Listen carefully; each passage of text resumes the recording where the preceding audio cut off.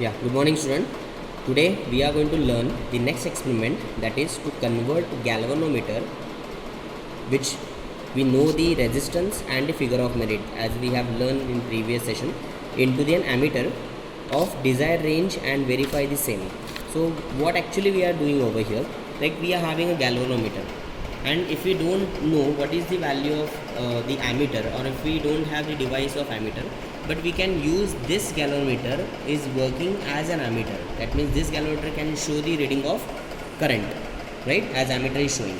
So let's discuss about what is the circuit diagram of this one. Okay, first we should know the shunt resistance. This formula we have already learned in previous session, that how to measure the shunt resistance and figure of merit.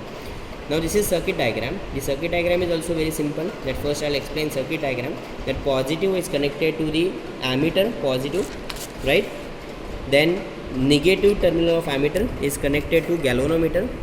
Then other terminal of galvanometer is connected to one variable terminal of rheostat, and the one fixed terminal of rheostat is connected to the key, and key is connected to the negative. So this is what the complete circuit. Now we have added this shunt resistance over here. Okay, that is of what? This shunt resistance we have kept it constant, so it will be any value in the exam. So here we are keeping 5 ohm shunt resistance from the resistance box. Now you can check it out over here. This resistance box we are using as a shunt resistance. This is S. Okay, but in the exam you will get a simple the shunt resistance which is of color code resistor of 5 ohm or 10 ohm. Okay, whichever value you will get, that value you have to use in the calculation. Now let's discuss about the circuit connections as per the circuit diagram. Okay, first I'll show you the circuit diagram over here. Okay, negative of positive of the battery is connected to the ammeter, positive of the ammeter. You can check it out. This is positive of the battery, it is connected to positive of this milliammeter. Then negative of this ammeter is connected to the galvanometer. Negative of this is connected to galvanometer.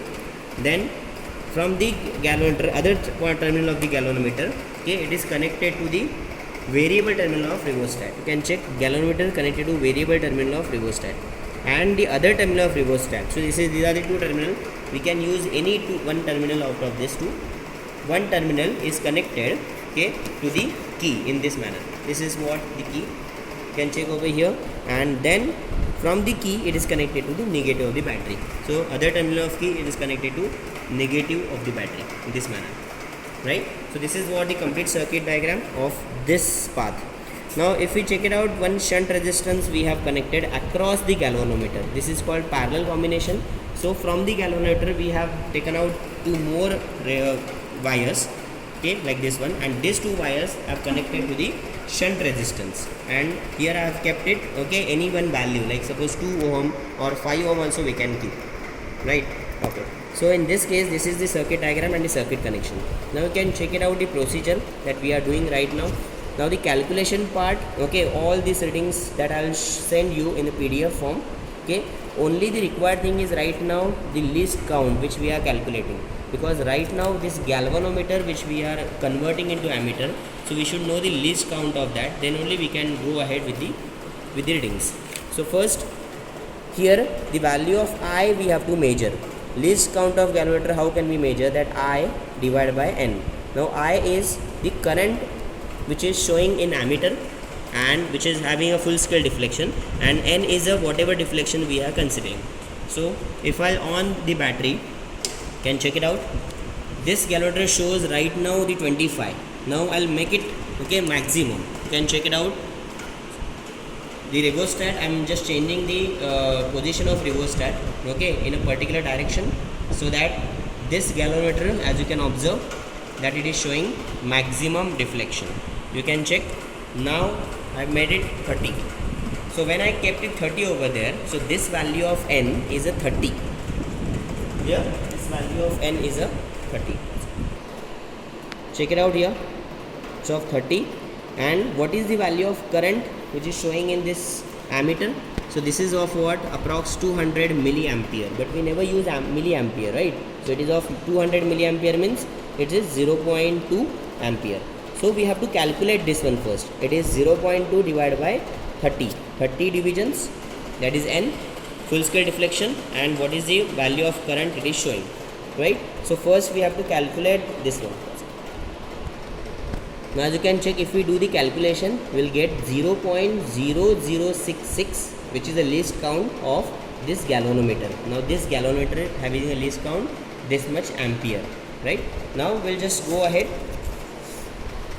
with this table, observation table. In that we have to first write down the deflection. Now we can take some other deflection, like suppose I'm just changing the rheostat value, and if I'm keeping it 25 approx, suppose 25, you can check over there. Now I'll write over here it is of 25, right? But we don't know what is the value of ammeter, because this device is not available in front of us, okay? Because this device only we are using to measure the value of current whatever is showing in this ammeter.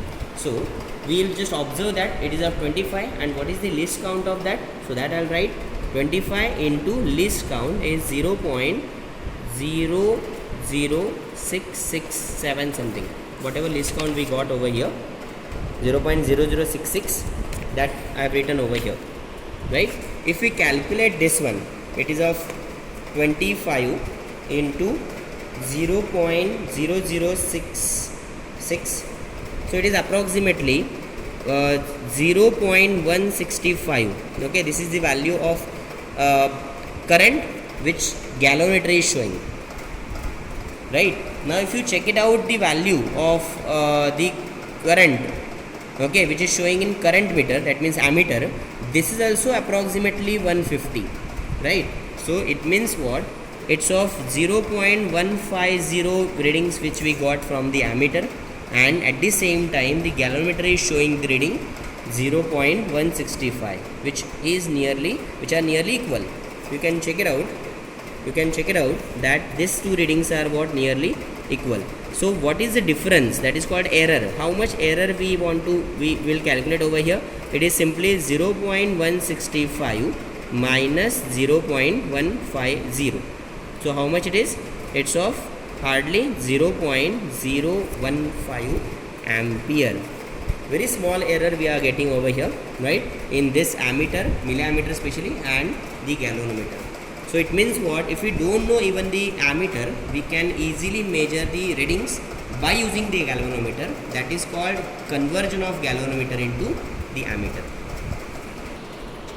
So in this manner we can change the values of deflection, okay, like 25, same as like we can take 20, then 15, then 10, like that. We will get the different values by using the least count, and we have to check that same value whether it is there in ammeter or not, right? And find out the difference. So that is simply the experiment of conversion of galvanometer into an ammeter. The actual readings, okay, which we will take it, that I'll send you with this video in a PDF form. Thank you so much.